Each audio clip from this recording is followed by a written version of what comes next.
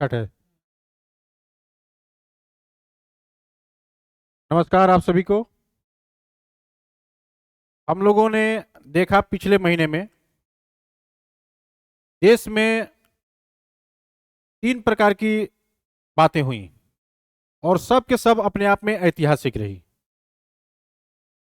इसमें से नए संसद भवन का नए संसद भवन में सत्र की शुरुआत, विधायी कार्य का शुरुआत, आरक्षण महिला आरक्षण विधेयक का पारित होना, नारी शक्ति वंदन विधेयक के रूप में जिसको जानते हैं, और उसमें से उन तीनों में से एक जो महत्वपूर्ण है ना घटनाक्रम घटा, वह है वन नेशन वन इलेक्शन, यानी एक देश एक चुनाव के संभावनाओं को तलाशने के लिए भारत सरकार के कानून मंत्रालय द्वारा बनाई गई समिति, जिसके अध्यक्ष पूर्व राष्ट्रपति रामनाथ कोविंद हैं।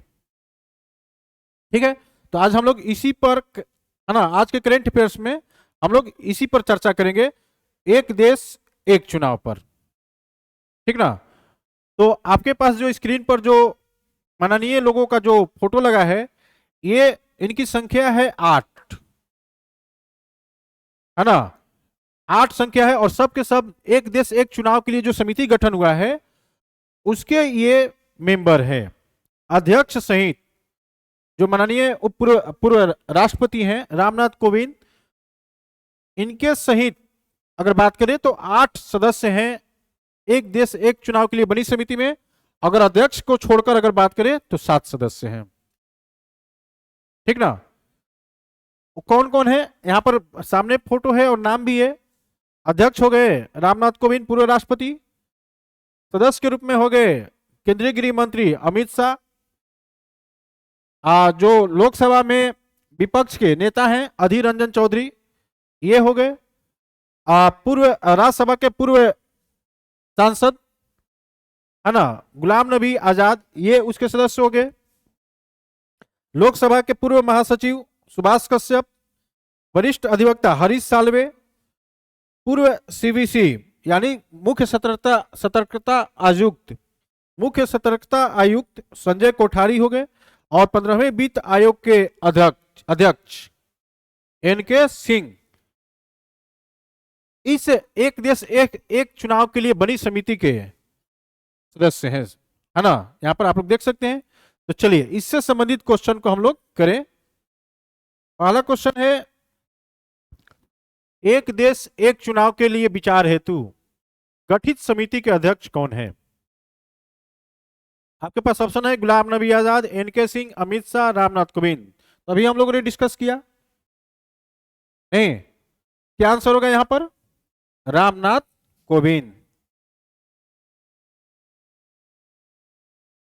आंसर होगा रामनाथ कोविंद, जो हमारे है ना पूर्व राष्ट्रपति रहे हैं रामनाथ कोविंद, इनको है ना इसका अध्यक्ष बनाया गया है। और ये घटनाक्रम कब का है, ये घटनाक्रम है 2 सितंबर 2023 का। ठीक ना। नेक्स्ट क्वेश्चन इसमें क्या आ जाएगा, तो कितने सदस्य हैं इसमें, कितने सदस्य हैं। तो 7 सदस्य होंगे। एक देश एक चुनाव के लिए बनी समिति में कितने सदस्य, 7 सदस्य। और अध्यक्ष सहित कितने हैं, अध्यक्ष सहित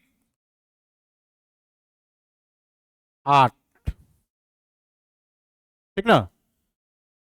तो ये समिति क्या करेगी, तो है ना वर्तमान सरकार का ये उद्देश्य है कि राज्यों जो लोकसभा का चुनाव है, राज्यों के विधानसभा का चुनाव है, ग्राम पंचायतों का चुनाव है, नगर निकायों का चुनाव है, इन सब का चुनाव एक साथ कराया जाए। और इसके पीछे तर्क ये है कि इससे समय की भी बचत होगी, आदर्श आदर्श आचार संहिता में आदर्श आचार संहिता के दौरान होने वाली जो है ना समस्याएं हैं उससे भी बचा जाएगा, खर्च में भी लागत क्या होगी, कम होगी। और जो पुलिस कर्मचारी हैं, शिक्षक है, अधिकारी हैं, पुलिस फोर्स है, ये सब की जो ड्यूटी लगती है इलेक्शन के दौरान, इन सबके कार्यों में, है ना, कटौती होगी। और एक समय पर अगर चुनाव हो जाता है तो एक बार ही सबको अपना ड्यूटी देना पड़ेगा। तो इस तरह से एक साथ कई समस्याओं का यहां पर समाधान होगा एक देश एक चुनाव कराने से, सरकार का ये तर्क है। ठीक है ना। तो यहां पर हम लोग बात करेंगे कुछ इसके ऐतिहासिक पहलू का। क्या एक देश एक चुनाव भारत में कभी हुए हैं कि नहीं? तो मैं आप लोगों को बता दूं कि स्वतंत्रता के बाद जो संविधान लागू हुआ 26 जनवरी 1950 को, उसके बाद देश में पहला आम चुनाव 1952 में हुआ था। ठीक ना। चलिए एक नया पेज ले लेते हैं, या इसी को यहां पर हम लोग बात करते हैं। देश में पहला आम चुनाव कब हुआ था? देश में यानी यहां पर करेंगे हम लोग भारत में। भारत में पहला आम चुनाव कब हुआ था?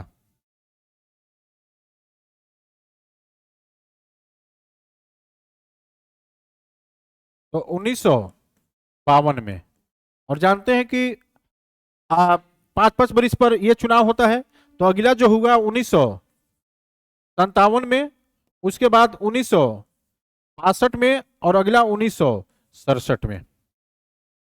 ये 4 आम चुनाव जो हुए, है ना, ये सभी चुनाव एक साथ हुए थे। एक देश एक, है ना, चुनाव हुआ था। और 1967 के बाद यह सिलसिला टूटा था। और 1967 के बाद जो सिलसिला टूटा अभी तक वो जारी है। और फिर से उसको जोड़ने की बात हो रही है कि एक देश एक चुनाव, है ना, एक देश में, भारत में एक साथ सबका चुनाव हो। उसके लिए एक कमेटी गठित की गई है, जिसको हम लोग किस नाम से जानेंगे? तो एक देश एक चुनाव के लिए गठित समिति। ठीक ना। तो ये ध्यान रखिएगा क्या क्या हम लोग पढ़े। एक देश एक चुनाव के लिए कौन कौन से उसमें सदस्य हैं, तो ये नाम याद रखिएगा, काफी इंपॉर्टेंट है आने वाले एग्जाम के लिए, किसी भी एग्जाम के लिए काफी महत्वपूर्ण क्वेश्चन होगा। ठीक ना। तो एक बार देख लीजिए फिर से, ये नाम है।